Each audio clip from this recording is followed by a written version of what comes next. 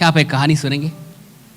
बड़ी अमेजिंग कहानी है, मेरी जिंदगी की अब तक की सबसे अमेजिंग कहानियों में से एक। लेकिन इस कहानी में एक छोटा सा काम है जो आपको काम करते रहना होगा। काम करने के लिए तैयार हैं आप? मैं आपसे इस कहानी को सुनाते वक्त कुछ कुछ आपसे पूछता रहूंगा, आपको उसका जवाब देते चलना है। रेडी? बड़ी कहानी है, लंबी कहानी है, so I will read it. See it's important now, believe me, इस कहानी में जिंदगी की बहुत सारी सीख है। This story has a lot of learnings of life, lot of. और चूंकि कहानी मैं पढ़ रहा हूं थोड़ी सी बड़ी है, इसलिए मैं आपका अटेंशन चाहता हूं। तैयार हैं आप? मेंटली प्रेजेंट हैं आप? You're here? Should we begin the story? And this story is about unlucky boy. कहानी के अंत में इस बच्चे का नाम आपको पता चलेगा। पहले कहानी शुरू करते हैं और मैं बीच बीच में कुछ क्वेश्चन करूंगा, उसका आपको जवाब देते चलना है। ओके। जंगल के पास एक छोटा सा कस्बा था, हेनरी विले। यह कहानी यहां रहने वाले एक असाधारण लड़के की है। जब वो 6 साल का था, उसके पिता की मृत्यु हो गई। क्या यह अच्छा हुआ या बुरा हुआ? आपको बताते चलना है। मैंने फिर से कहा, जो लोग नहीं सुन रहे,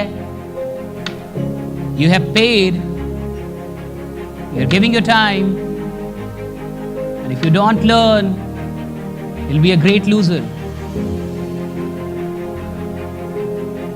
अगर आप आके यहां रह के भी वैसे ही रहे जैसे आप थे, यहां आना आपका बेकार हुआ, बकवास हुआ। आपको नहीं आना चाहिए। If you're not ready to change, don't go to any seminars, any trainings, any workshop. You're wasting your time and money both. आप अपना टाइम और पैसा दोनों बर्बाद करेंगे। If you're ready to change, then come. If you're not ready to change, don't come. Don't waste your time, don't waste your money. It's important. Use it somewhere else. Use it with your friends, with your family, with your neighbors, with those things that entertain you. And I initially said, I'm not here to entertain. मैंने शुरू में कहा कि मैं आपको entertain करने के लिए नहीं आया हूं, मैं आपको एजुकेट करने के लिए आया हूं, मैं आपको यहां हंसाने के लिए नहीं आया, मैं आपको यहां कुछ बताने के लिए आया that can change your life. So be aware, be alert. It's your life, dear. मेरे को आप नहीं रोक पाएंगे। बहुत जिद्दी हूं। जहां से मैं यहां तक आया हूं, यहां से मैं बहुत दूर जाऊंगा, मुझे पता है। स्ट्रगल मैंने कर लिया, सैक्रिफाइस का टाइम हमारा, और सैक्रिफाइस हम कर लेंगे। स्ट्रगल का फेज चला गया, जिंदगी में स्ट्रगल का एक फेज था, वो निकाल दिया हमने। अब सैक्रिफाइस का फेज है। ये बहुत सारे लोगों से नहीं होता। 99% लोग सैक्रिफाइस नहीं कर पाते, इसलिए वो नेक्स्ट लेवल पे नहीं जाते। हम आपको 1 से 2 साल में Indian school of network marketing को भारत की सबसे प्रतिष्ठित नेटवर्क मार्केटिंग की पाठशाला बनाते हुए दिखाएंगे भाई। सबसे प्रतिष्ठित, सबसे प्रतिष्ठित। और मैं आपको बता दूं कि भारत में अभी कोई भी रजिस्टर्ड, सर्टिफाइड, डेडिकेटेड इंस्टीट्यूशन नहीं है नेटवर्क मार्केटिंग के लिए। और जब हमने इस चैनल की शुरुआत की थी, Indian school of network marketing, हमें पहले दिन से यह विजन था कि हम एक पाठशाला बनाएंगे, हम एक लर्निंग इंस्टीट्यूशन बनाएंगे, हम एक ऑर्गेनाइजेशन बनाएंगे जो सिर्फ नेटवर्करों के लिए काम करेगी। And I dedicate my life to network marketers. One life to network marketing. Anyway, let's start the story. Are you ready? Yes. Are you ready? Yes. I want you here. So I'm reading it. जंगल के पास एक छोटा सा कस्बा था, Henry विले। यह कहानी यहां रहने वाले एक असाधारण लड़के की है। जब वो 6 साल का था तो उसके पिता की मृत्यु हो गई। अच्छा हुआ या बुरा हुआ? पिता की मृत्यु होने के बाद उसकी मां को फैक्ट्री में काम करने के लिए जाना पड़ता था। तो जब मां, बहुत गौर से सुनिएगा, दिस स्टोरी इज अमेजिंग, जब मां फैक्ट्री में जाती थी तो फैक्ट्री में काम करने और आने जाने में इतना वक्त लग जाता था कि वो खाना भी नहीं बना पाती। तो ये 6 साल का बच्चा अपने परिवार में, अपने भाई बहनों में सबसे बड़ा था, और चूंकि ये सबसे बड़ा था इसलिए कई बार खाना इसी को बनाना पड़ता था। वो था 6 ही साल का, लेकिन बाकी भाई बहनों से बड़ा था। और घर में जो भी बड़े होते हैं उनकी जिम्मेवारी तो बड़ी होती है, आप सबको पता हो। जो घर में बड़ा होता है उसको परिवार देखना पड़ता है, बहुत सारा दायित्व तो उसी के ऊपर आता है। छोटे बड़े खुश होते हैं, किस्मत से हम छोटे हैं इसलिए टेंशन बहुत कम है, लेकिन बड़ों के पास बड़ी रिस्पॉन्सिबिलिटी है। तो ये 6 साल का बच्चा, चूंकि माँ फैक्ट्री में काम करती थी, दूर थी फैक्ट्री, आने जाने में टाइम भी बहुत लगता था, तो वो खाना नहीं बना पाती थी। तो ये 6 साल का लड़का खाना बनाता था। अच्छा हुआ या बुरा हुआ? Be practical throughout the whole story, be practical. एक 6 साल का बच्चा जिसको खेलना चाहिए, एक 6 साल का बच्चा जिसको कुछ और करना चाहिए था, वो किचन में खाना बनाता है अपने और अपने भाई बहनों के लिए। ऐसे क्यों? उसके साथ अच्छा हुआ या बुरा हुआ? बुरा। क्योंकि वो घर में बड़ा था और घर की हालत भी ठीक नहीं थी, इसलिए जैसे ही वो 10 साल का हुआ उसने काम करना शुरू किया। ये स्टार्टिंग 10 साल की उम्र में ही उसने स्कूल छोड़ के और काम करना शुरू, मतलब स्कूल कम ही करता था तो काम करने में लग गया। और काम क्या था? तांगा की पेंटिंग करना। तांगा यू नो, वो घोड़े और वाले तांगे समझते हैं आप, उसकी पेंटिंग करने का काम शुरू कर दिया। द स्टोरी सेज कि 16 साल की उम्र में उसने एक फर्जी डिग्री बनवाई और आर्मी में भर्ती हो गया। This is a real story, I told you कि I will tell the name at the end. 16 साल की उम्र में उसने एक फर्जी डिग्री बनवाई और आर्मी में भर्ती हो गया, लेकिन 1 साल के बाद वो वहां से निकल गया और वो रेलवे में कंडक्टर हो गया। सब कुछ बढ़िया। ये लड़का इतना मेहनती था कि जब वो कंडक्टर था उसी समय वो पास की यूनिवर्सिटी से लॉ की भी पढ़ाई कर रहा था। बाकी चीज उसने कर ली थी, डिग्री ले ली थी लगभग, तो लॉ की पढ़ाई कर रहा था। अब लॉ जैसे वो शुरू करने वाला था, जैसे अपनी वकालत शुरू करने वाला था, उस शहर में उसकी किसी से लड़ाई हो गई और लड़ाई इतनी अधिक हो गई कि उसको शहर और यूनिवर्सिटी सब छोड़ना पड़ा। अच्छा हुआ या बुरा हुआ? बुरा हुआ। अब इसके पास कुछ था नहीं और पैसे इसके पास थे नहीं, इसलिए इसको मां के पास जाके रहना पड़ा क्योंकि पैसों की तंगी थी। लेकिन जब वो मां के पास जाके रहने लगा तो उसी समय उसको लाइफ इंश्योरेंस में नौकरी मिल गई। You know life insurance very well, insurance sector में। लेकिन कुछ ही दिनों के बाद बॉस से झगड़ा हो गया और उसकी वो भी नौकरी चली गई। अच्छा हुआ या बुरा हुआ? बुरा हुआ। कोई बात नहीं। कुछ सालों के बाद उसने एक फेरी बोट कंपनी बनाई। You know ferry boat? Ferry boat समझते हैं आप? फेरी बोट वो जो आपने देखा होगा कोलकाता या कहीं भी गए होंगे, जिसमें सामान बहुत सारे लोग जाते इधर से उधर, बोट जो होते हैं। तो वो कंपनी बनाई और सबसे खुशी की बात क्या है कि ये धंधा चल पड़ा और उसको फायदा खोने लगा। और जब उसको फायदा खोने लगा तो अचानक से एक दिन उसके मन में ख्याल आया कि मुझे केमिकल के थ्रू जो बल्ब बनाते हैं ना, बल्ब, वो बल्ब बनाने का काम शुरू करना चाहिए। उसको लगा कि मुझे केमिकल बल्ब बनाना चाहिए। तो उसने ये फेरी बोट वाला जो धंधा जो बढ़िया चल रहा था उसको बेच दिया और बेच के उसने एक फैक्ट्री बनाई। किसकी? केमिकल बल्ब की। लेकिन इसमें उसको नुकसान हुआ और उसका धंधा नुकसान में चला गया, चौपट में। क्यों? क्योंकि बल्ब उससे सस्ता, उससे अच्छा बाकी लोग दे रहे थे। एनीवे, वो रुका नहीं। लेकिन ऐसे करते करते उसकी उम्र 35 साल हो गई। लड़के की उम्र कितनी होगी? 35 साल। छोटा सा लड़का। कहां से कहानी शुरू हुई थी? 35 साल का लड़का हो गया। और 35 साल की उम्र में ना उसके पास घर, ना उसके पास पैसा, कुछ भी नहीं, जॉब वॉब कुछ भी नहीं, काम भी नहीं। 35 साल की उम्र हो गई, लेकिन ये थक कर बैठा नहीं। इस लड़के ने एक टायर कंपनी का सेल्समैन, टायर कंपनी में एक सेल्समैन बन गया। वो कैसा रहा? अच्छा हुआ या बुरा हुआ? लेकिन कंपनी बंद हो गई। जिस टायर कंपनी में ये सेल्समैन बना, बेचारा वो कंपनी बंद हो गई। फिर बुरा हुआ?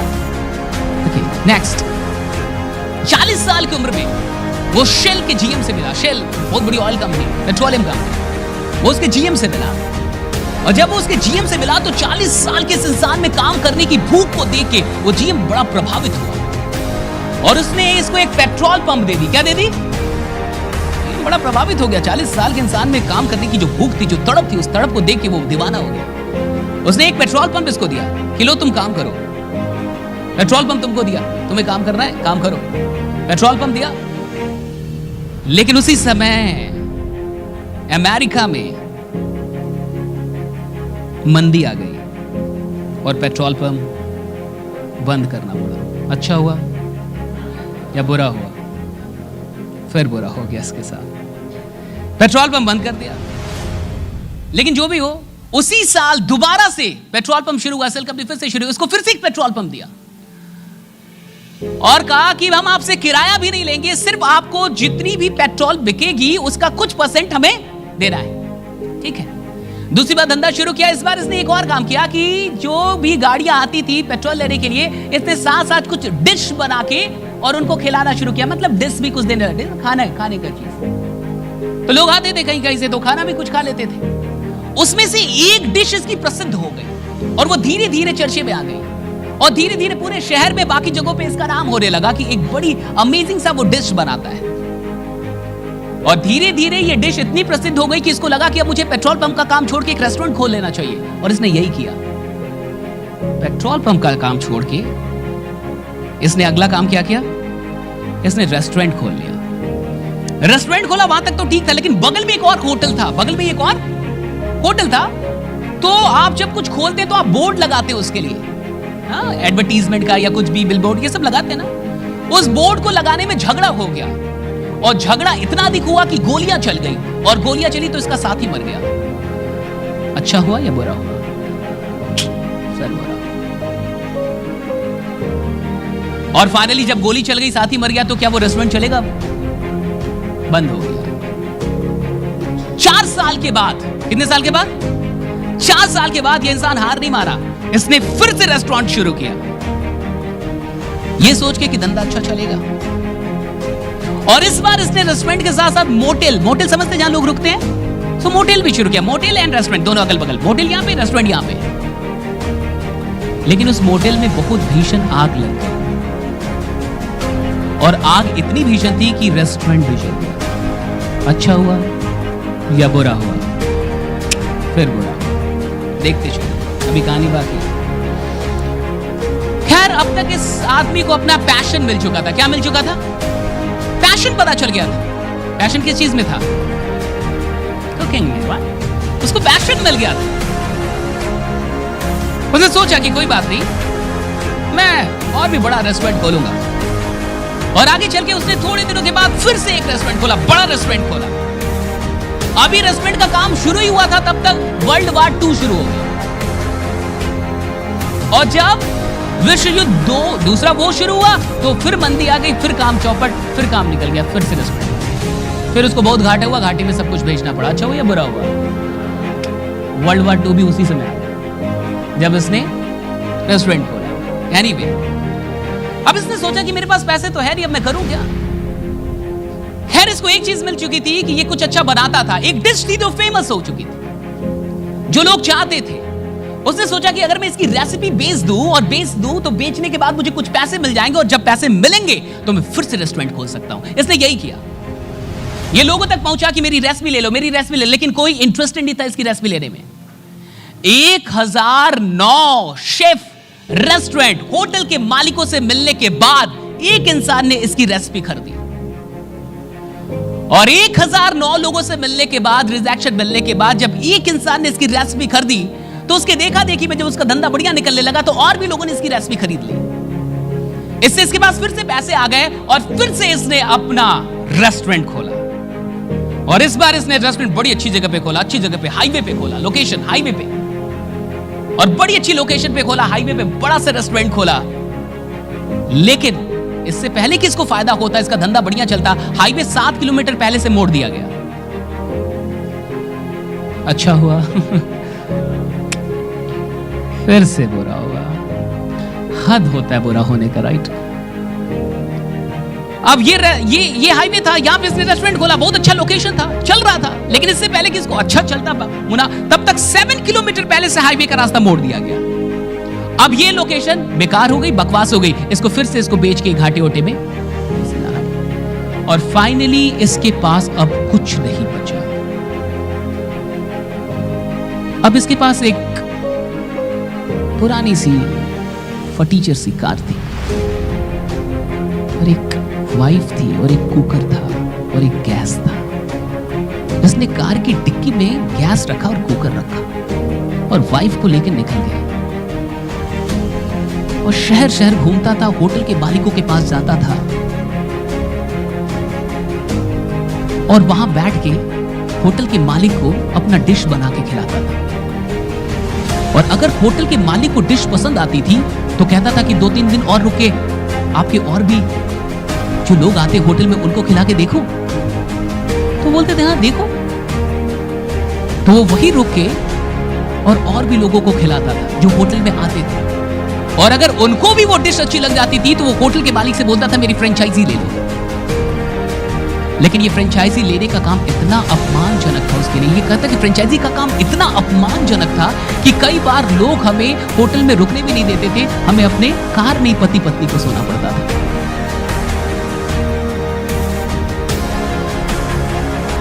सोचिए इस इंसान ने कितनी मेहनत की, और अगले 6 साल वो अलग अलग रेस्टोरेंट और होटल के मालिकों से मिलता रहा, और फिर जाके 75 साल की उम्र में वो बना कर्नल सैंडर्स, KFC का मालिक, राइट?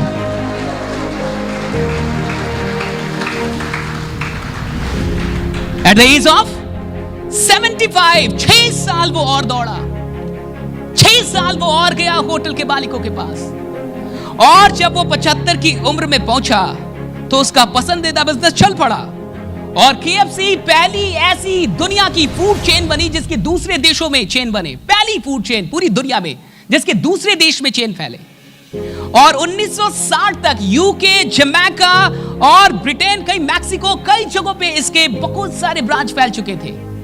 और कर्नल सैंडर्स जब 80 साल के थे तब भी वो लोगों से जाते थे शहर शहर मिलने, और अपने कस्टमर से पूछते थे कि आपको मेरा डिश कैसा लगता है। और जब उनका देहांत हुआ 90 साल की उम्र में, तब तक KFC 48 देशों में 6000 रेस्टोरेंट बन चुकी थी, राइट? 6000, 48 देश, 48 countries. Are you getting my point? 48 countries, 6000, कितने? 6000. See, भगवान जब किसी को बड़ा बनाना चाहता है ना, भगवान को एक्चुअली उनको कार में वो गैस लेके कुकर पे लेके आना था, लेकिन वो कुकर पे आ नहीं रहे थे, वो गैस पे आ नहीं रहे थे, वो कार में जा नहीं रहे थे। उन्होंने जितने बिजनेस किए सब फ्लॉप होते गए। हाईवे 7 किलोमीटर से पहले से नहीं मुड़ता है साहब, ये रेयर है। आप जब कुछ कर रहे हैं मोटल में आग नहीं लग जाती है। सब भगवान आपको बहुत दूर लेके जाना होता है तो वो आपको बहुत कुछ आपसे ऐसा कराता है जो आपको शुरू में क्या लगेगा तो उसके साथ बुरा, लेकिन आपको नहीं लगता कि अगर इतना बुरा नहीं होता तो आज KFC नहीं होता? आपको नहीं लगता कि अगर वो रेस्टोरेंट चल जाता तो KFC की चेन कभी नहीं आ पाती? ताकि अगर कुछ भी वो हाईवे अगर 7 किलोमीटर पहले से ना मुड़ा होता, और अगर वो आखिरी रेस्टोरेंट भी चल जाता, लास्ट, वो अच्छा खोला था उसने और वो बढ़िया लोकेशन पे था, तो भी कम से कम आपको वो KFC नहीं मिल पाती। और 6 साल तक वो कार में अपनी वाइफ को लेके और कार में एक गैस और कुकर लेके घूमते रहे। मैंने आपसे एक बात कही थी पहले फेज में, अगर आप कुछ भी आसानी से पाना चाहते हैं, आगे का लाइन क्या था? तो आप नहीं पाना चाहते हैं। अगर आप कुछ भी आसानी से पाना चाहते हैं, फिर से सुनिए, तो आप, मैं बोल रहा हूं, आप नहीं पाएंगे। फिर से सुनिए, अगर आप कुछ भी आसानी से पाना चाहते हैं तो आप नहीं पाना चाहते हैं। KFC के मालिक के साथ एक अच्छी बात थी, वो कभी रुका? इतनी प्रॉब्लम है, इतने में तो इंसान को सुसाइड कर लेना चाहिए था। उसको तो डिक्लेयर करना चाहिए था कि गॉड इज अगेंस्ट मी। नहीं, इतने में तो उसको बता देना चाहिए था कि मेरी किस्मत ही। फिक्स माइंडसेट के थे नहीं वो। किस माइंडसेट के थे? Yes, growth mindset. Fix mindset का इंसान अपनी किस्मत के बारे में बहुत जल्दी ऐलान कर देता है। वो बहुत जल्दी बोल देता है मेरी किस्मत खराब है। वो बहुत जल्दी कुछ भी, वो डेफिनेटिव जजमेंट दे देता है बहुत जल्दी। लेकिन जो ग्रोथ माइंडसेट का इंसान होता है वो डेफिनेटिव जजमेंट। अगर आपको लग रहा है कि आपको सफलता नहीं मिल रही, अगर आपको लगता है कि आप बहुत अधिक मेहनत कर रहे हैं फिर भी सफल नहीं हो रहे, वो नहीं कर रहे थे क्या? वो कम मेहनत कर रहे थे। एक एक बार जब बिजनेस बंद होता है और फिर से बिजनेस खड़ा करना, आप पूछे किसी बिजनेस करने वालों, इट्स नॉट सो इजी। एक इंसान मोटेल और रेस्टोरेंट दोनों खोले, दोनों जल जाए, अरे बाबा ये आसान नहीं है, आसान नहीं है। यहां तो 2-4 रिजेक्शन मिलने के बाद लगता है कि काम आसान नहीं है। और जब बिजनेस ही जाने लगे, इस तरीके से चीजें होने लगी, तो कहां से कुछ आसान लगेगा? आप बहुत गौर से समझ। This is amazing story. आपने बहुत बार सुना होगा, नाम तो कितना सुन रखा होगा KFC। क्या आप ये पूरी कहानी जानते हैं? क्या क्या हुआ उनके साथ? मुझे लगता है कि इस स्टोरी में पूरी जिंदगी पड़ी हुई है और मुझे नहीं लगता कि इससे बढ़िया कोई कहानी हो सकती है इस बात को समझने की कि God is never against you, no matter what happens with you, right? No matter what happens with you, is never against you. वो कभी आपके अगेंस्ट नहीं होता। उसके पास हमेशा आपके लिए कुछ बेहतर होता है। वो हमेशा आपको आगे लेके जा रहा है, लेकिन कई बार आपको ऐसा लगेगा कि वो मुझे आगे लेके नहीं जा रहा, वो मुझे आगे नहीं लेके जा रहा, वो मुझे जाने नहीं दे रहा। But he's taking you। वो चाहते थे कि वो कार में पहुंचे, वो चाहते थे कि वो गैस लेके उतरे, वो चाहते थे कि वो शहर शहर जाए, क्योंकि उनको KFC बनाना था, क्योंकि उनको कुछ बड़ा बनाना था। तो वो छोटी चीजों को फेल कर रहे थे। वो हर छोटे काम में फेल होते गए और जब कोई काम अच्छा भी होता था उसको भी बदल देते थे। एक फेरी बोट का बिजनेस बढ़िया चला था उनका, लेकिन तब तक केमिकल बल्ब बनाने का आइडिया आ गया, उसको बेच के केमिकल बल्ब की फैक्ट्री डाल दी। उनसे सस्ता कोई बना रहा, फिर फेल हो गए। सी, मैंने आपको पहले कहा कि फेथ क्रिएट्स मैजिक। अगर किसी इंसान को इतने फेलियर के बाद भी ये फेथ है, तभी तो वो गाड़ी लेके निकला होगा। इतना है उसको 2 चीज पे फेथ रहा होगा। पता है किस चीज पे? पहला अपने आप पे, दूसरा अपने प्रोडक्ट पे। उसका जो प्रोडक्ट था KFC का, जो चिकन था, जो वो बनाना जानते थे, उनको 2 चीज पे यानी फेथ रहा। एक तो खुद पे, उनके स्किल पे, वो यूनिक चीज थी, उस समय किसी के पास वो चीज थी नहीं। और दूसरा इस बात पे कि मेरा बिजनेस चलेगा। सी द फेथ, मेरा बिजनेस चलेगा। कोई रेसिपी लेने के लिए तैयार नहीं था। 1009 कम नहीं होता साहब। सुनने में आसान लगता है 1009। इंसान को 9 लोग रिजेक्ट करते तो उसको लगता है ये धंधा मेरे लिए नहीं है, मैं इस धंधे के लिए नहीं हूं। 9 रिजेक्शन में इंसान ये समझ जाता है ये धंधा मेरे लिए नहीं, मैं इस धंधे के लिए नहीं हूं। 1009 लोग ने तो रेसिपी लेने से इनकार कर दिया। जब उसका मोटेल जला और रेस्टोरेंट जला तो उसके पास जब कोई पैसे नहीं बचे थे तो उसने सोचा रेसिपी बेचूंगा तो पैसे आ जाएंगे, फिर रेस्टोरेंट खोलूंगा। यही करना था उसको। लेकिन वो जब रेसिपी बेचने निकला कोई इंटरेस्टेड नहीं था खरीदने में। तो 1009 लोगों को वो बना के खिलाया, ऐसा बना बना के खिलाया, और खाने के बाद लोगों ने ना बोला। वो 1009 लोग से उसने बात नहीं की, बना बना के खिलाया उनको, और खाने के बाद भी लोगों ने ना बोला। वही KFC का चिकन जो आज पूरी दुनिया में मशहूर है। और लोग ना बोलते गए, लेकिन वो 1009 के बाद भी रुका नहीं। वो एक इंसान खोज रहा था जो हाँ बोले, उसने लिया और उसका बिजनेस बढ़िया चला। उसकी देखा देखी और भी लोगों ने लिया। इसके बाद फिर पैसा आया, फिर उसने रेस्टोरेंट खोला, लेकिन फिर वो रेस्टोरेंट चला नहीं। हाईवे के लोकेशन पे वो खोला, हाईवे मुड़ गई। आपको मैंने पूछा था कहानी में कि 6 साल के बच्चे को खाना बनाना पड़ा, क्या ये अच्छा हुआ या बुरा हुआ? अब कैसा लग रहा है आपको? ग्रेट, जबरदस्त अपलॉज, राइट? जो होता है अच्छे के लिए होता है साहब। सोचिए, बट ये हम कहानी को अंत से शुरू की तरफ देख रहे हैं तो लग रहा है, am I right that way? लेकिन जब हम शुरू से आ रहे थे तो कहानी कुछ और लग रही थी। जब आप अपनी जिंदगी को, अपनी सफलता को, अपनी यात्रा को शुरू से देखेंगे तो कई सारी चीजें आपको ठीक नहीं लगेंगी, कई सारी चीजें फिट नहीं बैठेंगी, कई सारी चीजें आपको लगेंगी कि क्यों हो रहा है, वैसे आपने क्यों नहीं, मैं इतना काम कर रहा हूं तो सफल क्यों नहीं हो रहा, मैं इतना काम कर रहा हूं तो मेरी टीम क्यों नहीं बन रही, मैं इतना काम कर रहा हूं तो मुझे और कमाना चाहिए। It's not happening with you according to you, according to your planning. जैसा आपकी प्लानिंग वैसा नहीं हो रहा, तो कई बार आपको ऐसा लगता है कि चीजें खराब चल रही है, चीजें अच्छी नहीं हो रही है आपके साथ। लेकिन अब कहानी में जब हम लोग अंत से चल रहे हैं, अब अंत आप जान चुके हैं, now you know the end of the story. लेकिन यू नो द एंड, क्योंकि आपने कहानी के शुरू में आपको नहीं पता था ये कहानी कर्नल सैंडर की है। ये आपको अंत में पता चला जब वो 75 साल के हो गए और कामयाब बने, तब आपको कहानी में पता चला कि वो किसकी कहानी थी, KFC के मालिक की। और चूंकि अब आप चाहे, और अब हम लोग जब शुरू में चलते और यहाँ पे बात करते हैं कि 6 साल के लड़के को खाना बनाना पड़ा, अच्छा था ये बुरा था, अच्छा था, क्योंकि अगर वो 6 साल का बच्चा खाना नहीं बना था तो कर्नल सैंडर कभी पैदा ही नहीं हो पाता, क्योंकि वो 6 साल की उम्र में उसको खाना बनाना पड़ा था। सी कहानी को जब आप पीछे से देख रहे हैं, जब इधर से देख रहे हैं तो एकदम अलग व्यू दिख रहा है कहानी का, एकदम अलग। अभी हम लोग जब शुरू कर रहे थे तो हमें लग रहा था कि माँ को फैक्ट्री में जाना पड़ता, कई लोग के मन में आया होगा कि माँ को बना के जाना चाहिए था। कैसी माँ है भला, 6 साल के बच्चे को कोई भेजता है किचन में? क्या माँ औरतें हैं, उनको पता है कि कितना खराब है ये, तो बना के क्यों नहीं जाती? कि भाई 6 साल का बच्चा और उसको किचन में भेजना, और सिर्फ अपने लिए ना बनाना, अपने भाई बहन के लिए भी बनाना, इनजस्टिस, ये तो अन्याय है। लेकिन आप बताइए, वो इनजस्टिस ना होता तो क्या वो पैशन, वो खाना बनाने वाली चीज कभी उनको वो आती उनके ब्लड में?